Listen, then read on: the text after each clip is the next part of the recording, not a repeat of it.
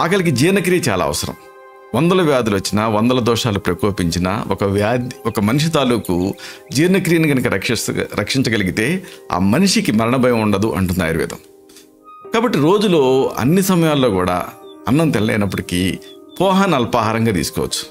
అలాగే సాయంత్రం స్నాక్గా తీసుకోవచ్చు. ఎప్పుడు పడితే అప్పుడు అన్నాన్ని తినలేరు కదా, దానికి ఒక ముప్పొద్దులానే ఒక పర్టికులర్ టైమింగ్ ఉంటుంది. పోహాలా కాదు, స్నాక్లా తీసుకోవచ్చు.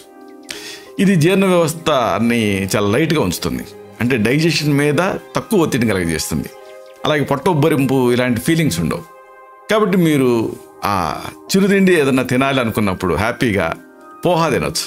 అంటే ఇక్కడ బరువు తగ్గటానికి స్మాల్ మీల్స్, ఫ్రీక్వెంట్ మీల్స్ అని చెబుతాం కదా, ఆ మీల్స్ని పోహా రూపంలో తీసుకోవచ్చు. ఇది తయారీ కూడా చాలా తేలిక. చాలామంది తెలిసే ఉంటుంది. అటుకులను ముందు నీళ్ళల్లో ముంచి వెంటనే తీసి పిండి కేవలం కొన్ని కూరగాయలు కాస్తంత